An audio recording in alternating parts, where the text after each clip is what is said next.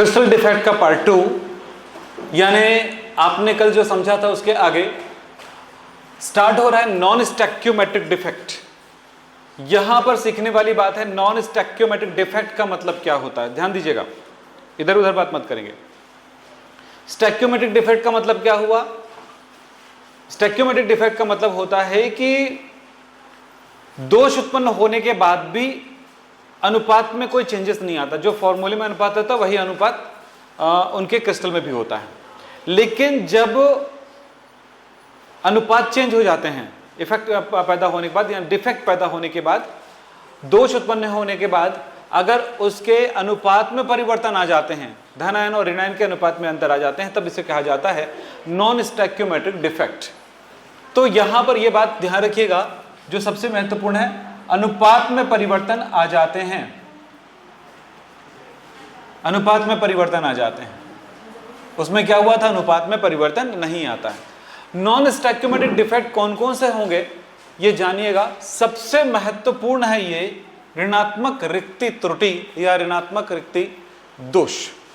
इसको कहा जाता है ऋणायन रिक्ति दोष। ऋणायन रिक्ति दोष में क्या होगा? इसमें एनायन जो होती है यानी ऋणात्मक आवेश जो होता है वो वाला भाग रिक्त हो जाता है, ऋण आयन कम हो जाते हैं। बस यानी कि एक प्रकार का शॉर्टकी टाइप का डिफेक्ट है, परंतु यहां पर एक ही आयन कम होगा, दोनों आयन कम नहीं होंगे। दूसरा होगा अंतराकाशीय स्थान में अतिरिक्त धन आयन, यहां पर एक्स्ट्रा धन आयन आ जाना। जो शॉर्टकट डिफेक्ट पढ़ा है, जो बच्चा अच्छे से मेहनत किया है होगा और जो फ्रेंकल डिफेक्ट मेहनत किया होगा उसके लिए आसान होगा ये पूरी बातें। तो देखें, दोनों के बारे में बात करते हैं। यहां से देखिए, ये चित्र बनाना जरूरी है भाई। आप इतना 4-4 5-5 नहीं ले बनाना, बस ऐसे ही बनाना। मैंने कहा ऋणायन रिक्ति दोष, चलो यहीं पर दिखाता हूं मैं। ऋणायन रिक्ति दोष क्या होगा? जैसे मैंने आपको थोड़ा सा रिवाइज कर दूं, कुछ बातों को थोड़ा सा रिवीजन दे दूं, तो देखिए ध्यान से देखिए। यहां पर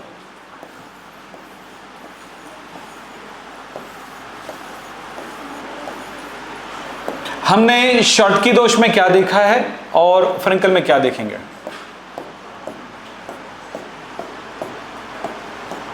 ये लाइन स्पर्श करते हुए लाइन है, स्पर्श लाइन। एक आदर्श क्रिस्टल में A+, B-, A+, B- alternate order में रहेगा, पड़ोसी विपरीत आयन।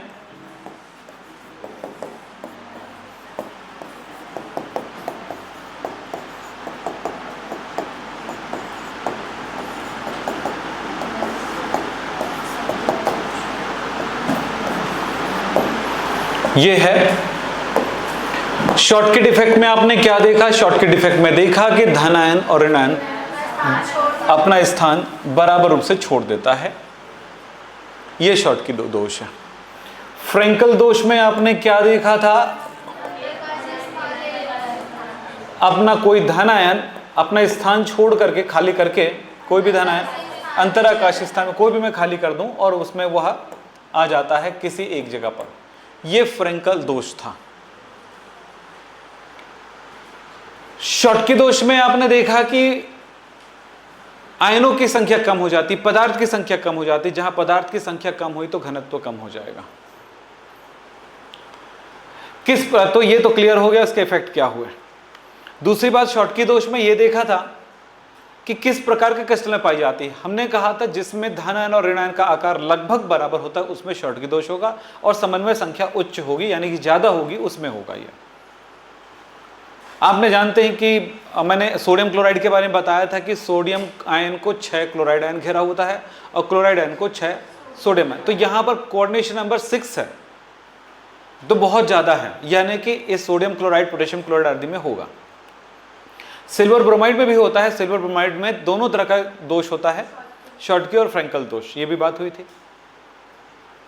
इतनी बातें कंप्लीट बात हो गई, देख लीजिए आप।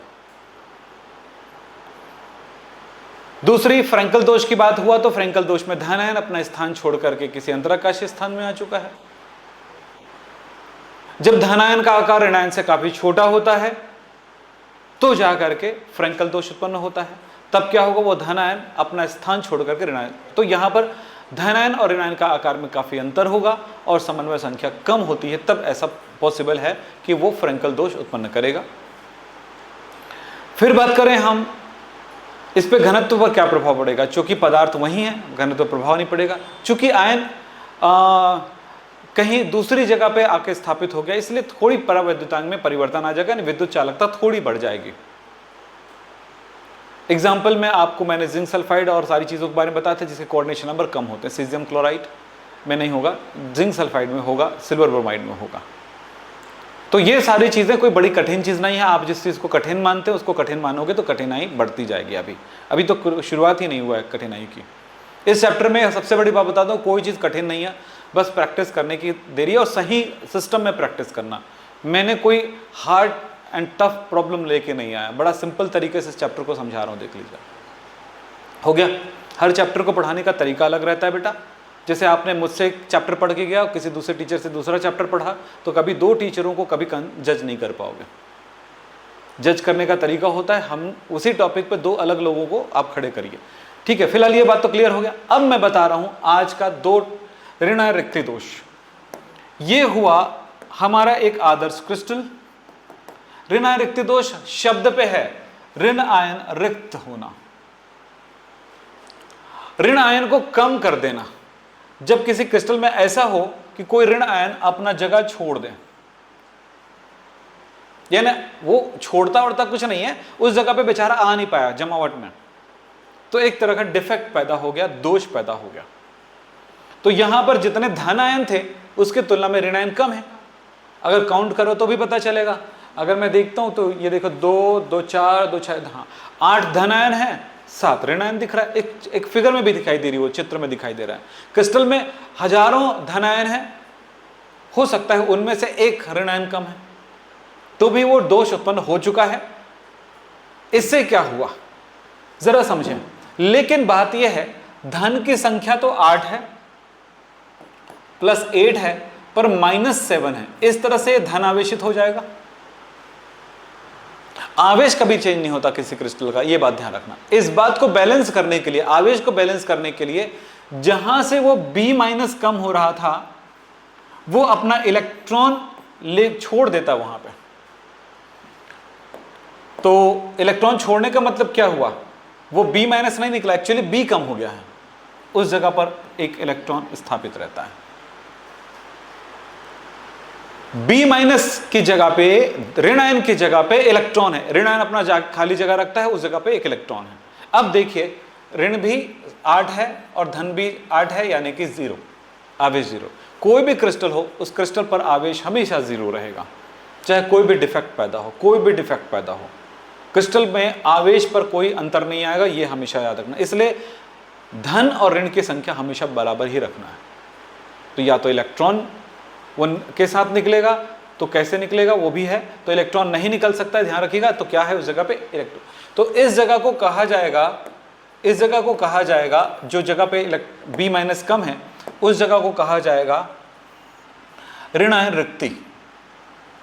इसी को कहा जाता है F केंद्र। फिलहाल क्लियर, बाद में बात करूंगा, पूरी बातों को स्टेप बाय स्टेप करूंगा। तो ये ऐसा हुआ। दूसरा है हमारे पास सब, ये B- था। हम देखो, अंतराकाशीय स्थान में अतिरिक्त धन आयन, इन स्थानों को अंतराकाश कहते हैं। अंतराकाशीय स्थान कहते हैं इन स्थानों को। तो अंतराकाशीय स्थान में अतिरिक्त धन आयन, अतिरिक्त extra positive ion, extra cation का रहना। तो कोई भी एक जगह कोई ऐसा ही कोई धन आयन आ गया, तब इस तरह के दोष को कहा जाएगा क्या, अंतराकाशीय स्थान में अतिरिक्त धन आयन। लेकिन आप देख रहे हो पॉजिटिव चार्ज बढ़ गया है, तो उस पॉजिटिव चार्ज को मेंटेन करने के लिए इसमें इलेक्ट्रॉन भी होगा, कहीं पे आ सकता है, इसके साथ ना रहे जरूरी नहीं है, कहीं पर अंतराकाशीय स्थान में उसी को बैलेंस करने के इलेक्ट्रॉन भी है, तो इलेक्ट्रॉन भी रहेगा, तब ये कहलाएगा। तो जब नेगेटिव ऋण आयन रिक्ति करोगे तो इलेक्ट्रॉन छोड़ के जाओगे, और जब आप धन आयन करोगे तो धन इलेक्ट्रॉन लेके आओगे। वो उस क्रिस्टल में कहीं भी हो सकता है। अब ऐसी कंडीशन में आप देख रहे हो फ्री इलेक्ट्रॉन है, यानी कि विद्युत का चालक बन ही जाएगा। पहले वाला भी विद्युत का चालक बना, ये भी बन जाएगा। पहले वाला यानी कि ऊपर वाला, वो इलेक्ट्रॉन के होने से वह क्रिस्टल रंगीन हो जाता है, ये भी रंगीन हो सकता है। तो हमने ये दोनों देख लिया, अब हम पूरे डिटेल में चलते हैं। चलें, आपको पूरा दिमाग का आपको प्रोसेस कर दिया हूं, अब आप बात समझने लायक बन चुके हो, अब समझते जाना फटाफट। तो 4 प्रकार का आप क्रिस्टल दोष आप पढ़ोगे, और ये याद रखना हर बार फ्रेंकल और शॉटकी दोष आता है एग्जाम में। आप भगवान से दुआ करना कि ये दोनों में से आ जाए, या तीसरे, ये चौथे वाला आ जाए, कि जहां ये चौथे वाला आएगा आप निकल लोगे, बाकी लटक लेगा। ये हमेशा याद रखो। वो तो आसान हो गया ना अब, क्योंकि सब कर रहे हैं, आप भी करोगे, लेकिन अगर ये चौथे वाला आ गया तो आप निकल लोगे, वो लटक जाएगा। समझ रहे हो? तो याद रखना, कंपटीशन है बेटा लाइफ, और जहां कंपटीशन की तरह भावनाओं से अगर चलोगे, स्वस्थ कंपटीशन, ये नहीं कह रहा हूं कि यार ये आता है करके गलत बता दिया सामने वाले को और आप खुद निकल लिया, ऐसा नहीं, ठीक है? तो हमेशा क्वेश्चन हमेशा चेंज होते रहता है, याद रखना। कुछ एक प्रश्न तो रहेगा जो 90 से 100 तक ले जाने के काम आता है, जो कॉमन नहीं होता है। चलो फिलहाल हम बात करते हैं इसके बारे में। यहां पे क्या बताऊंगा वही बता देता हूं, अब जब सब कुछ बता ही चुका हूं तो, है ना? क्लियर है ना? तो ऋणायन रिक्ति दोष में क्या होता है मैंने बताया, बोलो। कोई ऋण आयन अपना स्थान छोड़ देता है और उस जगह पर एक इलेक्ट्रॉन स्थापित कर देता है, तो इस प्रकार उत्पन्न दोष ऋणायन रिक्ति दोष कहलाता है। ऋण आयन का स्थान कम हो जाना। यहां पर वही बात लिखा है, जब किसी आयनिक क्रिस्टल जालक में उनके एक या कुछ, कोई जरूरी नहीं एक ही हो, इसलिए मैंने उसमें ब्रैकेट में कुछ लिख दिया है, ऋण आयन स्थान रिक्त रहता है तथा उस इलेक्ट्रॉन पर इलेक्ट्रॉन रहता है। इस प्रकार की त्रुटि को ऋणायन रिक्ति त्रुटि कहते हैं। फिलहाल कहीं से गायब करता हूं मैं ऋणायन, चलो मैंने यहां से गायब कर दिया, लेकिन इस जगह पे है क्या चीज, इलेक्ट्रॉन है। इस जगह को बोला जाएगा, इस जगह को बोला जाएगा एफ केंद्र, फर्ब सेंटर कहा जाता है, और इसके होने से क्रिस्टल रंगीन हो जाता है, इसको एफ केंद्र कहते हैं। क्लियर हो गया? शॉटकी डिफेक्ट में जो जो आपने देखा था, जिस ये उन्हीं क्रिस्टल में पाई जाती है जिसमें शॉटकी दोष पाई जाती है। तो शॉटकी दोष की क्या विशेषता है कि उसका धन आयन ऋण आयन का आकार बराबर होता है, समन्वय संख्या उच्च होती है। तो ये दोष उन क्रिस्टलों में पाया जाता है जिनके धन आयन, मतलब जो आपने शॉटकी के बारे में आगे लिखा था वो सब कहानी इसके साथ भी लागू होगी। आकार बराबर होता है और समन्वय संख्या उच्च होती है, ऐसे में पाया जाता है ये। दूसरी बात, इसके घनत्व पर क्या प्रभाव पड़ेगा? घनत्व कम हो जाएगा, पदार्थ कम हो चुके हैं, आप देख लीजिए, इलेक्ट्रॉन का वेट B- से काफी कम होगा, प्रभाव घनत्व कम हो जाता है। दूसरा, ये दोष उत्पन्न होने से रंगीन हो जाएगा। दो बातें, तो यहां पर सबसे ज्यादा जरूरी जो गुण था वो रंग का उत्पन्न होना और विद्युत का चालक उत्पन्न होना, तो ये क्रिस्टल रंगीन हो जाता है। मैंने यहां पर बताया है लिथियम क्लोराइड गुलाबी रंग का हो जाएगा, ऐसा दोष उत्पन्न होगा। तो सोडियम क्लोराइड हल्का पीला हो जाता है। कभी आपने सोडियम क्लोराइड यानी नमक को देखा होगा, काफी समय से रखा होगा, तो उसमें पीलापन हल्का सा आ जाता है, इसका रीजन यही है। पोटेशियम क्लोराइड बैंगनी हो जाता है, घनत्व कम हो जाता है, विद्युत का चालक बन जाएगा, अनुचुंबकीय हो जाएगा, विद्युत का चालक हो जाएगा, क्योंकि इलेक्ट्रॉन अयुग्मित इलेक्ट्रॉन के आना विद्युत धारा के प्रवाह के लिए उत्तरदायी होता है। एग्जाम्पल, जो आपने एग्जाम्पल शॉटकी डिफेक्ट के लिए लिखा था, उन्हीं क्रिस्टलों में यहाँ पर भी लिख सकते हो, sodium chloride, potassium chloride, caesium chloride, potassium bromide, lithium chloride आदि। ठीक, तो ये तो समझ में आ गया। अब दूसरा है फ्रेंकल दोष, जिसमें पाई जाती है उसमें होगा, और उसमें सिर्फ यही है कि अंतराकाशीय स्थान में एक्स्ट्रा पॉजिटिव आयन हम डाल सकते हैं, आ जाते हैं। हो गया? तो चलिए, अतिरिक्त धन आयन, तो यहां पर लिखा है जब किसी आयनिक क्रिस्टल जालक में उनके अंतराकाशीय स्थान कोई धन आयन अपने इलेक्ट्रॉन के साथ स्थापित हो जाता है, अपना इलेक्ट्रॉन लेकर स्थापित हो जाता है, या तो इलेक्ट्रॉन वहीं पर रहेगा, उसी के साथ रहेगा, या फिर अलग से रह सकता है। तो इस प्रकार की त्रुटि अंतराकाशीय स्थान में अतिरिक्त धन आयन दोष कहलाता है। अतिरिक्त धन आयन दोष, तो यहां पर हमने एक एग्जांपल लिख भी दिया, चित्र यहां पर बना भी हुआ है। तो धन आयन ऋण आयन में कहीं पर एक पॉजिटिव आयन, यस, और इलेक्ट्रॉन भी कहीं पे आ सकता है। तो ये लिखा हुआ दिख नहीं रहा था, मैं लिख दिया, ठीक है। तो ये तो क्लियर हो गया बेटा। शॉर्टकट फ्रेंकल जहां समझना शुरू करते हो पूरी चीज एकदम क्लियर समझ में आएगा। एक आदर्श क्रिस्टल को समझते हो तो हो पाएगा, अन्यथा नहीं हो पाएगा, है ना। हमने संकुलन क्षमता हमने पढ़ लिया, संकुलन क्या है, संकुलन क्षमता क्या है, क्लोज पैकिंग पढ़े है ना। तो जब क्लोज पैकिंग पढ़ लिए, जमावट पढ़ लिए, तो अब कोई चीज कठिन नहीं है, अब आपके लिए काफी चीजें आसान हो चुकी हैं। चलिए साहब आगे बढ़ते हैं। किस में पाया जाएगा? जिसके धन आयन का आकार ऋण आयन के आकार से काफी छोटा होता है, यहाँ पे फिक्स है, ठीक है, ये इसमें पाया जाएगा। जिसकी समन्वय संख्या कम होती है उसमें पाया जाएगा। क्या होगा? गुणों में क्या अंतर आएगा? गुण होगा इससे घनत्व तो बढ़ जाएगा, क्योंकि पदार्थ बढ़ रहे हैं, पदार्थ ये एक्सेप्ट कर रहा है, घनत्व तो बढ़ जाएगा। क्लियर है ना? फिजिक्स वाले हो ना, अगर फिजिक्स वाले हो तो बात समझ में आएगा घनत्व क्यों बढ़ रहा है।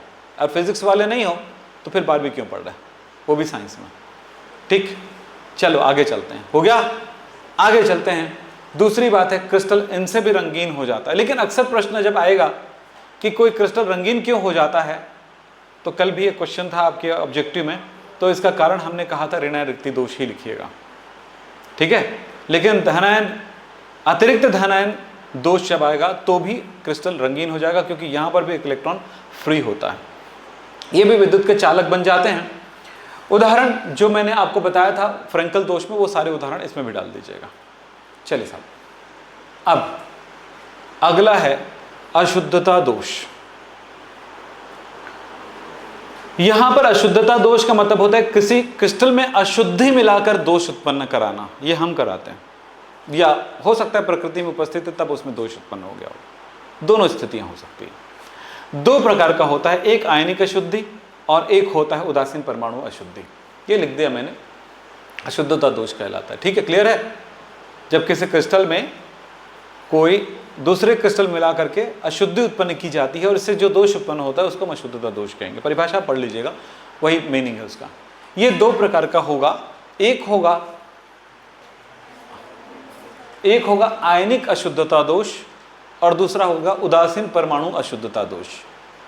उदासीन परमाणु अशुद्धता दोष आपके कोर्स में है, ये दो प्रकार का होगा, N type, P type.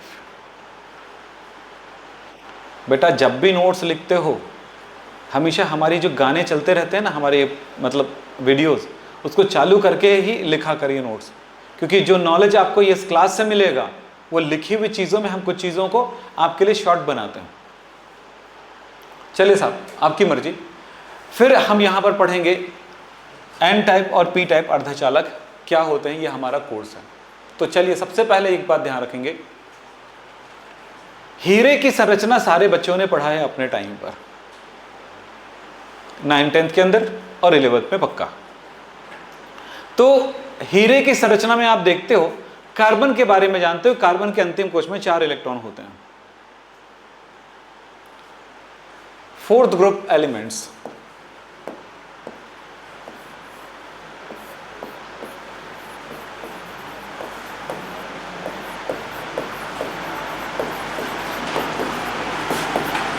Carbon, silicon, germanium, ये सारी चीजें। कार्बन अधातु है, छोड़ देते हैं, ये उपधातु है। मेटलाइट, हम लेंगे मेटलाइट, उपधातु। ये नॉर्मल क्रिस्टल क्या, कार्बन का तो नॉर्मल क्रिस्टल कभी हीरा नहीं होता है, वो तो एबनॉर्मल कंडीशन में आता है ना भाई, रेयर कंडीशन है हीरा बनना। हीरा, कार्बन कभी देखियो हीरे के रूप में तुम्हारे घर में पड़ा हो, अब बेटा वो हीरा ला तो चूल्हा जलाऊंगा, कभी हुआ है?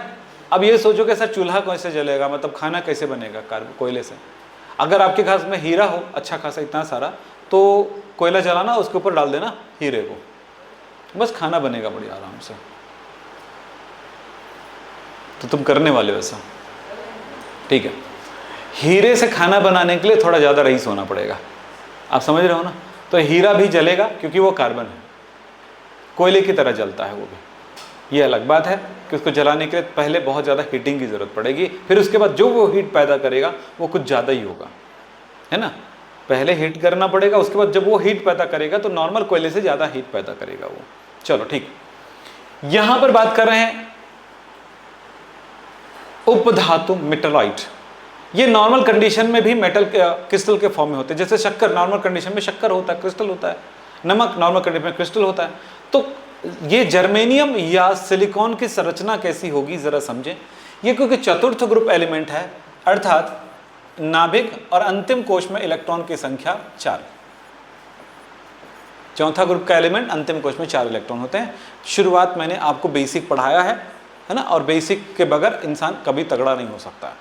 आपको मैंने तगड़ा बनाया, अब आप याद रखिए। सब भूल गए हो तो तुम जानो, तुम्हारा काम जानो। अभी भी कॉपी देखा, आधे से ज़्यादा तो भर ही गया है। चैप्टर अभी 3 खत्म नहीं हुआ है। बोले सर इतना कैसे पढ़ेंगे? आपके लिए बहुत आसान है, एक रीडिंग मार के तो देखो पूरा याद हो जाएगा। अगर आप रेगुलर मेहनत कर रहे हो तो। अगर आप एक दिन भी मेहनत छोड़े तो आपके दिमाग में कुछ भी नहीं आने वाला। राइट सर, बता देता हूँ। पहली बात मैंने कहा कार्बन के अंतिम कोश में 4 इलेक्ट्रॉन, बेसिक में पढ़ाया था। इसकी संरचना में बंधन को थोड़ा सा हम प्रदर्शित करने के तरीकों को समझें थोड़ा सा। मैं एक छोटा सा पार्ट ना, एक कार्बन एक परमाणु के साथ कितने परमाणु किस तरह जुड़े हुए हैं इसको देखना चाहते हैं। देखिए एक परमाणु है, इसके चारों ओर कितना इलेक्ट्रॉन? 4 इलेक्ट्रॉन। कितना इलेक्ट्रॉन? 4 इलेक्ट्रॉन।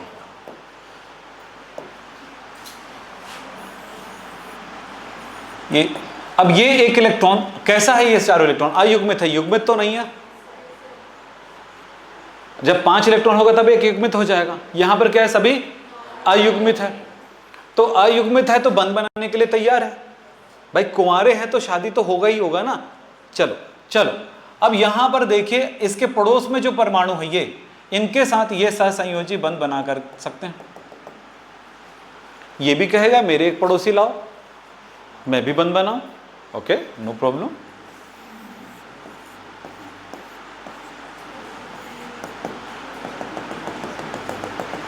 ये भी हो गया। ये भी बोलेगा सबके लिए चाहिए। बड़े भाई की शादी हो गई, बाकी दूसरे भाई लोग चिल्ला रहे हैं हमें भी घर बसाने हैं। चलो हो गया सबने।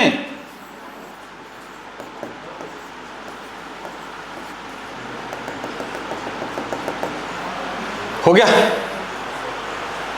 ये हुआ है हर एक परमाणु अपने 4 परमाणु के साथ सहसंयोजी बंध बना सकता है। तो हर एक बोला ना मैंने, एक नहीं बोला। क्रिस्टल में कोई एक परमाणु नहीं बोला, क्रिस्टल में प्रत्येक परमाणु बोला मैंने। अन्य 4 परमाणु से जुड़े होते हैं। तो 4 परमाणु तो ये तो हो गया, ये भी जुड़ेगा किसी न किसी से। बोलो ये लीजिए, ये भी अपने 4 पड़ोसी से जुड़ गया। ऐसे ही सभी अपने 4 पड़ोसियों से जुड़ता है।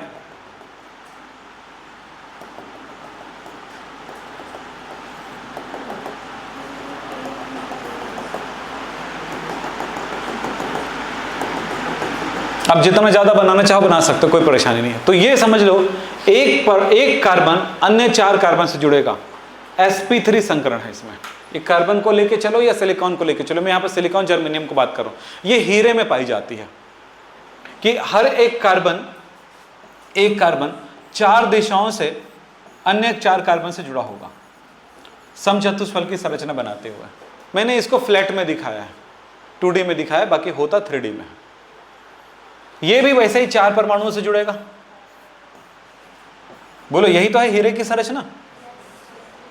sp3 का हाइब्रिडाइजेशन, चतुष्फल की संरचना, टेट्राहेड्रल स्ट्रक्चर, और ये इस तरह से आपस में जुड़े होते हैं। हीरे की जो क्रिस्टल संरचना होती है वही क्रिस्टल संरचना आपको देखने को मिलेगा सिलिकॉन और जर्मेनियम में। ये नेचुरली मिलेगा। हीरे में मैंने बोला कार्बन का नेचुरल नहीं है, ठीक है। वो खास दबाव के साथ जब कार्बन पर हाई टेम्परेचर पर खास दबाव पड़ती है तब जाकर के वो कार्बन की परमाणु में आपस में जुड़ते हैं और बना लेता है वो हीरा। चलिए वो तो बात हो गई। अब एक बात सोचिए यहां पे,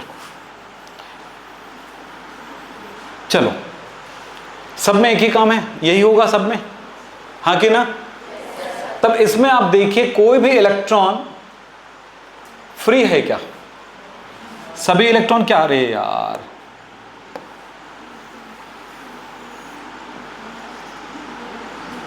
सभी इलेक्ट्रॉन सहसंयोजी बंध से जुड़ा हुआ है। बोलो है कि नहीं? सभी इलेक्ट्रॉन सहसंयोजी बंध से जुड़ा हुआ है। तो इस तरह से कोई भी इलेक्ट्रॉन विद्युत के प्रवाह के लिए यहां पर खाली नहीं है।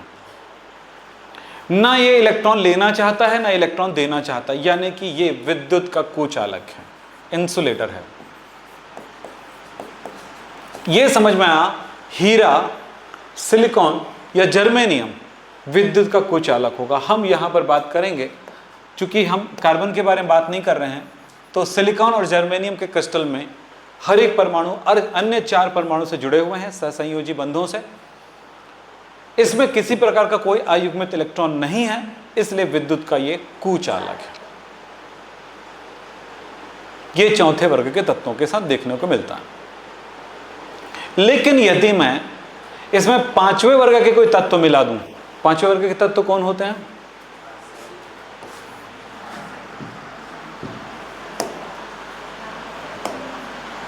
पांचवें वर्ग के तत्व कौन से होते हैं? हाँ बोलो। ठीक है, तो नाइट्रोजन गैस है, फास्फोरस भी आ सकता है, ये आर्सेनिक, जो उपधातु इसी की हम क्या लगाएंगे। तो 5वें वर्ग के तत्वों की क्या विशेषता होगी? इसके अंतिम कोश में 5 इलेक्ट्रॉन होंगे। ठीक है, अंतिम कोश में कितना मिलाएंगे? 5वां है। और ये 5वें वर्ग के तत्व की कुछ मात्रा हम इस सिलिकॉन या जर्मेनियम में डाल देते हैं। चलिए डाल दें। तो याद रखना, एक शब्द आता है डोपिंग।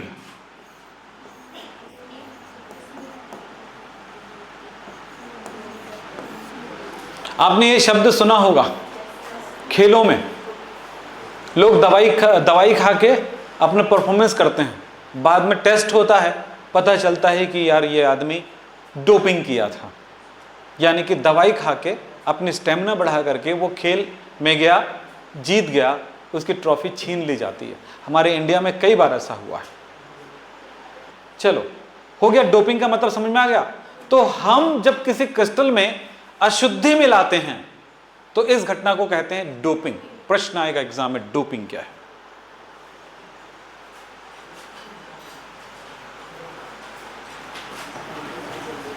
चलिए अब मैं कर रहा हूं, सुनिए मेरी बात।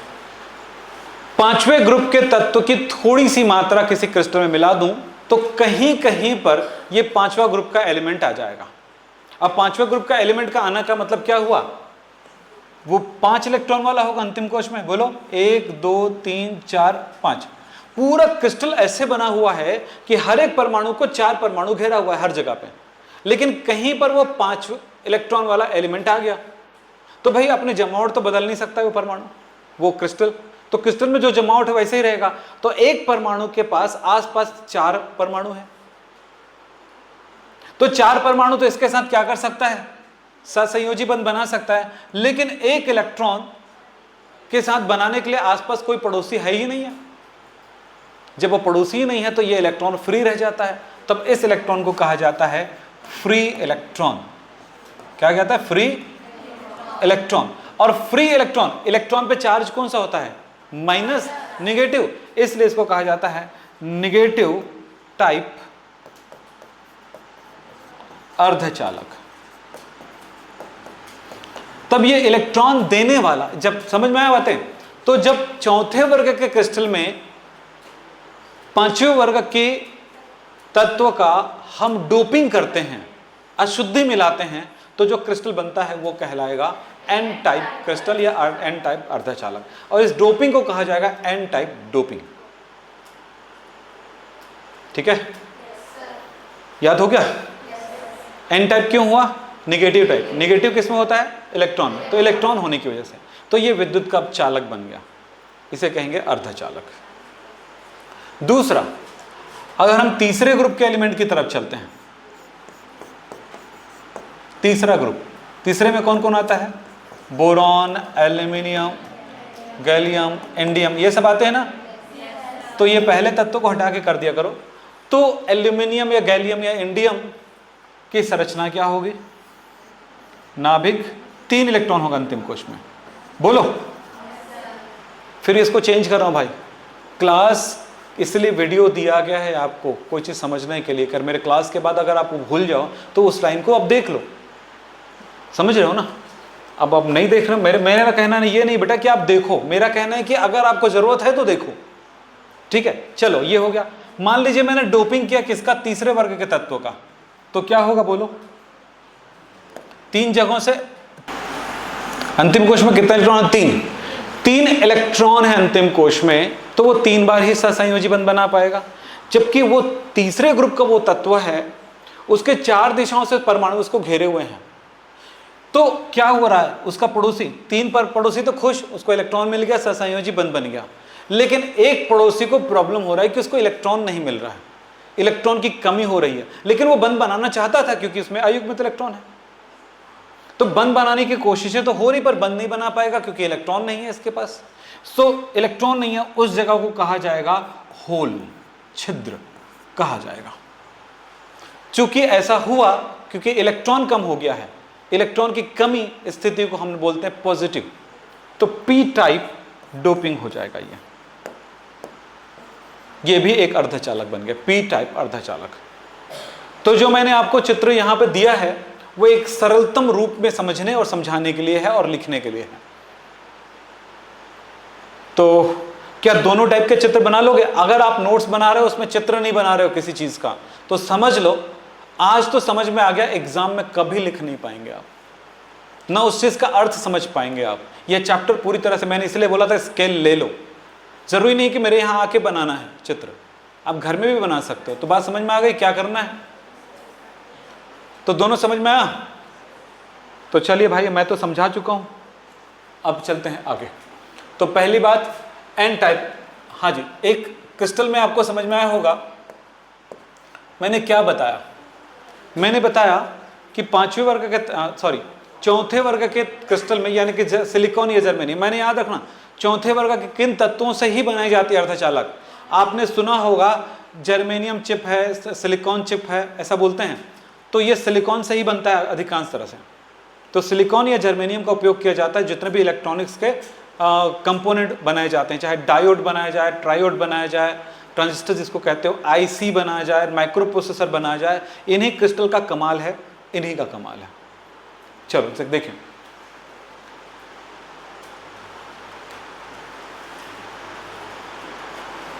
ये चित्र अब काम नहीं आएगा, ठीक, क्योंकि उस चित्र में आप थोड़ा समझने में आपको तकलीफ होगी। चौथे वर्ग के तत्व सिलिकॉन जर्मेनियम के क्रिस्टल जालक में अल्प मात्रा में पांचवें वर्ग तत्व फास्फोरस, आर्सेनिक या एंटीमनी मिलाकर दोष उत्पन्न कराई जाती है। इसमें मुक्त इलेक्ट्रॉन होने की वजह से यह इलेक्ट्रॉन दाता के रूप में कार्य करता है और हम इसे एन टाइप अर्धचालक कहते हैं। पूरा सजा के लिखा हूं बेटा, आपकी बुक से ही लिखा है, कोई अलग बुक नहीं है। जो भी बुक आप पढ़ते होगे, दुनिया का कोई भी बुक पढ़ते होगे आप, मैं नहीं बोलूँगा ये बुक, सबका सारांश रूप में लिखा हुआ है साफ शब्दों में। अब इसको मैंने दिखाया था आपको, पूरे क्रिस्टल है किसका, या तो सिलिकॉन का या जर्मेनियम का, मैं बोल रहा हूँ सिलिकॉन का। चलिए, तो उसमें मैंने क्या मिलाया, इसमें आर्सेनिक या एंटीमनी, चलो मैंने एंटीमनी मिला दिया, कोई भी फास्फोरस, आर्सेनिक, एंटीमनी में से कोई भी चीज़ मिला सकते हो, ठीक है। तो मैंने मिला दिया ये। तो एंटीमनी में कितना इलेक्ट्रॉन अंतिम कोश में, 5। दिखाने के लिए ऐसा गोला लगा दिया। इसके पड़ोसी कितने, 4।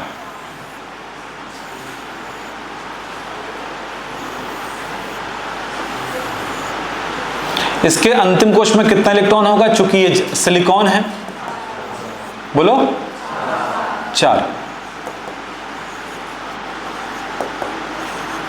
सिलिकॉन चौथे वर्ग का तत्व है, 4 इलेक्ट्रॉन अंतिम कोश में। अब ये समझना कि क्रिस्टल रियल में किसका है, सिलिकॉन का है, बोलो सही है ना। क्रिस्टल किसका है, सिलिकॉन। कुछ ऐसे सोचो ना बेटा, आटे बना रहे हो, गेहूं का आटा, रोटी बना रहे हो, थोड़ा सा नमक डाल दिया, कहानी वही है। समझ रहे? अब तो समझ में आया, अभी भी नहीं समझ में आया, आ गया। चलो तो क्या हुआ बताओ तो, इसका पड़ोसी जैसे आपस में 4 परमाणु से जुड़ते हैं वैसे ही ये भी 4 परमाणु से जुड़ेगा, ठीक है, और ये कंटिन्यू है सबके साथ, है ना। बाकी क्या होगा, यहां पे क्या होगा, सिलिकॉन होगा, यहां पे सिलिकॉन, सब जगह सिलिकॉन है। कहीं कहीं पे भाई पूरा का अपने 5 वर्ग के तत्व नहीं डालते। डोपिंग का मतलब ये नहीं है कि इतना आटा और इतना नमक। किसी को जहर से मारना है तो डोपिंग करके ही मारेंगे, ये नहीं कि इतना आटा और इतना जहर। अबे जहर खिलाएगा क्या, वो पहले से बता दिया। तो समझ में आई बातें, डोपिंग की जाती थोड़ी सी जहर की। क्लियर। तो यहां पे क्या है बेटा, ये क्या चीज है, फ्री इलेक्ट्रॉन।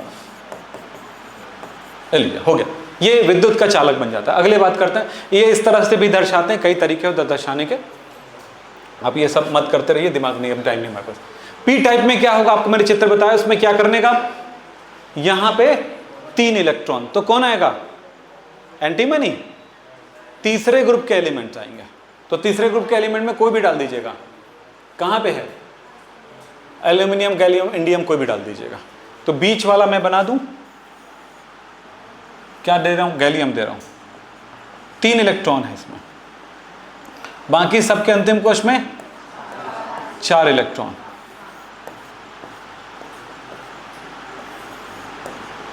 ये किस चीज की मांग करेगा, इलेक्ट्रॉन की मांग है, इसमें डिमांड है। जब इलेक्ट्रॉन की डिमांड होता है तो माना जाता है कि वो पॉजिटिव टाइप बोल देंगे। इलेक्ट्रॉन की कमी है, इलेक्ट्रॉन मांग रहा है वो। कोई भी चीज, सिलिकॉन ही ले लेता हूं,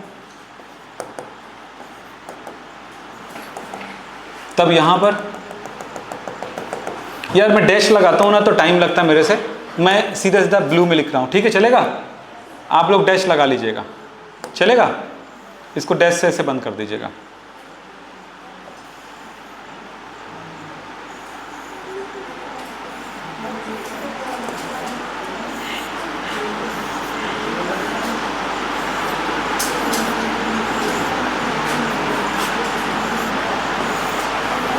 ठीक है, वो डैश लाइन है, समझना ना।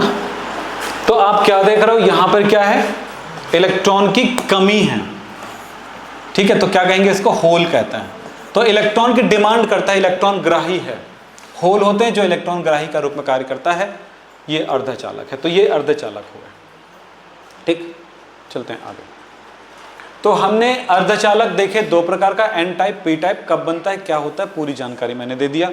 जितना हो सके कोशिश किया मैंने कि कम शब्दों में इसकी बात हो सके। एन टाइप, पी टाइप अर्धचालक आपके कोर्स में है, अर्धचालक फिजिक्स में, वहां पे पढ़िए अच्छे से। फिलहाल मैं कुछ बातें बता सकता हूं। 2 छोटे छोटे crystal, N type, P type crystal को एक दूसरे के नजदीक लाते हैं, बहुत छोटे, आपकी आंखों से दिखेगा ही नहीं वो। इतने 2 क्रिस्टल को आप आपस में लाते हैं और बीच में एक परावैद्युतांक पदार्थ रख देते हैं, यानी कि ऐसा पदार्थ जो दोनों के बीच में एक हल्का संपर्क बना कर रखे। तो 2 क्रिस्टल, एक है एन टाइप और दूसरा है पी टाइप, ये 2 क्रिस्टल रखा गया है। इसमें मैं चलो विद्युत धारा प्रवाहित करने की कोशिश करता हूं।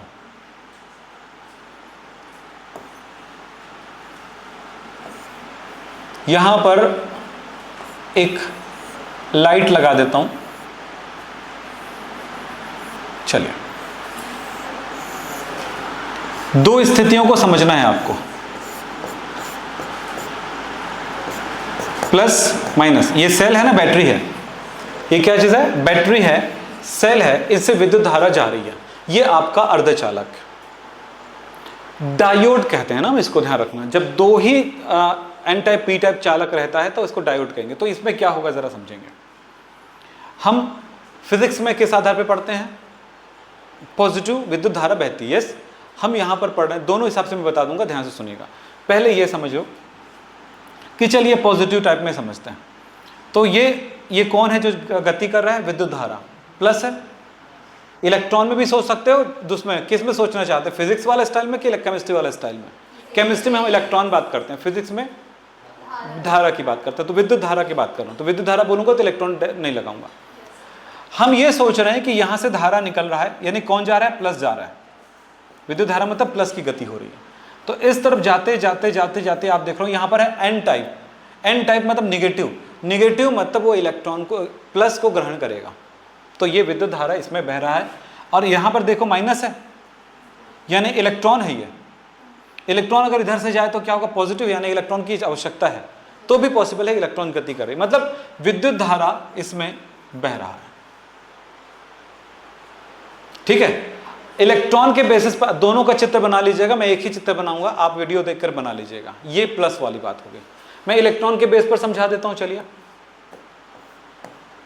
आप बाद में वीडियो रोक करके आप दोनों अलग अलग चित्र बना लीजिएगा। ठीक है, तो मैं इलेक्ट्रॉन के बेस पर बात करूं तो इलेक्ट्रॉन यहां से रिलीज होती है, बोलो, चूंकि ये पी टाइप है यानी कि उस इलेक्ट्रॉन को ग्रहण करेगा, इलेक्ट्रॉन ग्राही है। अब दूसरी बात देखें, इसमें इलेक्ट्रॉन है, एन टाइप में इलेक्ट्रॉन है, फ्री इलेक्ट्रॉन, तो उस इलेक्ट्रॉन की डिमांड करेगा, यानी अब ये कंडीशन है कि विद्युत धारा बहेगी। ये चाहे इलेक्ट्रॉन के बेस पर बात करो चाहे पॉजिटिव, जैसे आपकी सोच किधर जा रही है उस पर डिपेंड करता है। हमेशा पॉजिटिव पॉजिटिव को रिपल करेगा, है ना, प्रतिकर्षित करेगा। अब मैं यहां पर उल्टे दिशा में बना रहा हूं, इस चीज को समझना, एन पी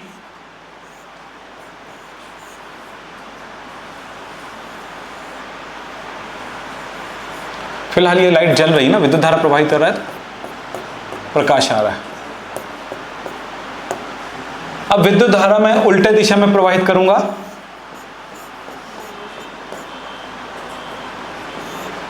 प्लस। मैं धारा के हिसाब से पहले बात कर रहा हूं, ये धन विद्युत धारा है जो पॉजिटिव पर जाके मिल रहा है, तो दोनों पॉजिटिव हो गया, यानी कि रिपल करेगा, प्रतिकर्षित करेगा, विद्युत धारा आने से रोक देगा। इधर से इलेक्ट्रॉन की बात करूंगा, मान लो तो इलेक्ट्रॉन इधर जाएगा, तो इसमें इलेक्ट्रॉन, फ्री इलेक्ट्रॉन ऑलरेडी है, मेरे पास तो इलेक्ट्रॉन है भाई, तुम क्यों आ रहे हो, कहानी वही है, तो ये रिपल कर देगा, तो यहां पर विद्युत धारा प्रवाहित नहीं होगी। इसमें स्विच ऑन है, इसमें स्विच ऑफ है, हमने जोड़ा है। तो अर्धचालक क्या, अर्धचालक हुआ वे चालक जिसमें विद्युत धारा केवल एक ही दिशा में बहती है। मैं इलेक्ट्रॉन यहां पर लिखा तो इलेक्ट्रॉन के बेस पर बता दूं, तो इलेक्ट्रॉन का प्रवाह इस दिशा में हो रहा है, पर यह एक्सेप्ट नहीं करेगा, सूर्य नहीं होगा, विद्युत धारा का प्रवाह नहीं होगा, यानी इलेक्ट्रॉन का प्रवाह भी नहीं होगा, विद्युत धारा का प्रवाह भी नहीं होगा, एक ही मतलब है। इलेक्ट्रॉन के प्रवाह के विपरीत विद्युत धारा होता है, मैंने पहले कहा था आपको। चलिए, हो गया क्लियर। अब अच्छा, यहां पर सर ने सर्किट रखे थे, मैं कहीं रख देखा था मैं, ये तो ये जो है इसको बोलते हैं आईसी बोलते हैं, ठीक है, इंटीग्रेटेड सर्किट बोलते हैं। ये जो है इसके अंदर ऐसे ही क्रिस्टल होता है, ये ट्रांजिस्टर कहलाती, ये वाली 3 टांग वाला, देख रहे हो। और डायोड ये है, ये जो मैंने बनाया था ना यहाँ पे चित्र, वो डायोड का था, ये डायोड है, ठीक।